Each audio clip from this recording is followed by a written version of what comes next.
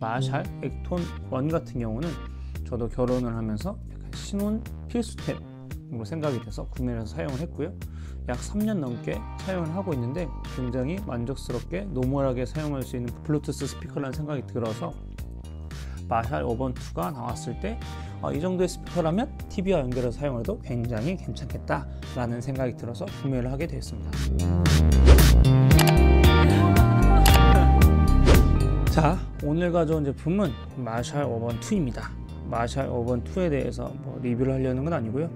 저도 재작년 블랙 프라이데이, 그러니까 11월 정도에 이 마샬 어번 2 제품을 좀 저렴하게 구매를 했고, 구매해서 TV와 연결해서 약 1년 정도 사용을 했고, 사용을 하면서 생각보다 많은 분들이 물어보시는 거, 과연 마샬 어번 2는 TV와 어떻게 연결을 하느냐와 그 다음에 마샬 어번 2를 사용을 하면서 어떤 점들이 불편한지에 대해서 좀 이야기를 해보려고 합니다. 장점에 대한 거는 많이 나와 있잖아요. 유튜브 많이 보시면 다른 사람 거에서 사실은 제품 리뷰나 언박싱이나 이런 부분 볼 수 있으니까, 오늘은 저와 함께 TV와 연결이 궁금하신 분, TV와 연결하면 어떻게 사용을 해야 되는지 좀 궁금하신 분들이 보시면 좀 도움이 될 것 같습니다. 자, 그럼 본격적으로 시작합니다.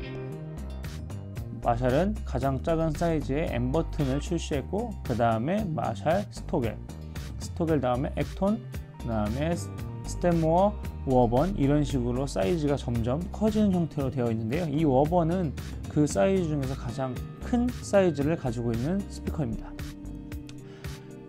아무래도 크기가 크다 보니까 집에 설치를 했을 때 나름 어떻게 보면 보여지는 부분에서도 오는 약간 그런 포스적인 부분이 좀 있다 보니까, 이왕 사는 거 좀 큰 사이즈를 구매하자라고 마음을 먹어서 이 마샬 어번 2 제품을 구매하게 됐습니다. 마샬 블루투스 스피커는 단순히 블루투스 스피커라고 하기보다는 인테리어 요소, 인테리어 대부분은 소품으로 이 제품을 구매하시는 경우가 많습니다. 저도 그랬지만 이 지금 여기 보이는 마샬 액톤 1 같은 경우는 저도 결혼을 하면서 신혼 필수템으로 생각이 돼서 구매해서 사용을 했고요. 약 3년 넘게 사용을 하고 있는데 굉장히 만족스럽게 노멀하게 사용할 수 있는 블루투스 스피커라는 생각이 들어서 마샬 어번 2가 나왔을 때 이 정도의 스피커라면 TV와 연결해서 사용해도 굉장히 괜찮겠다 라는 생각이 들어서 구매를 하게 됐습니다. 마샬 어번 2 같은 경우는 원래는 처음에는 화이트 컬러로 구매를 하고 싶었지만 화이트 컬러가 할인되는 제품이 없었기 때문에 블랙 컬러로 제품을 구매하게 됐습니다. 그래서 블랙 컬러 같은 경우는 생각보다 너무 어두칙칙하거나 이런 부분이 있지 않을까라는 고민을 했는데, 실제 받아서 TV 옆에 둬보고 사용을 해보니까 그런 느낌 없이 노멀하면서도 주변에 있는 소품, 주변에 있는 가전들과 잘 어울려 녹아지는 그런 장점이 있는 제품이었습니다. TV에서 연결하는 방법은 우리가 PC나 TV에서도 블루투스 모드로 연결을 해줘야 되는데, 일반적인 기계에서 블루투스 스피커를 연결하는 방법과 마찬가지로 연결해 주시면 되고, 이 마샬 어번 2에서도 블루투스 모드로 해서 페어링을 한 다음에 연결해 주면 됩니다. 그럼 이 블루투스 모드를 연결했을 때 과연 마샬 어번 2는 사용함에 있어서 불편은 없을까? 실제 이 블루투스 모드를 이용해서 연결해서 TV를 보다 보면 불편한 점이 생각보다 많습니다. TV와 마샬 어번 2와 연결되어 있는 게 블루투스 모드이다 보니까 TV에 전원을 켜고 스피커에 전원을 켜려면 별도로 와서 전원 버튼을 넣어줘야 됩니다. 그럼 이게 TV를 켜면서 일어난 상황에서 켜는 거는 문제가 안 되지만, TV를 켜고 블루투스 스피커를 안 켰는데 TV를 보다가 내가 스피커 사운드적인 부분을 좀 강조되어 있는 드라마나 영화를 보고 싶은 상황이 발생할 수 있습니다. 그럼 어떻게 되냐? 앉아서 TV를 보다가 일어나서 이 블루투스 스피커를 켜줘야 됩니다.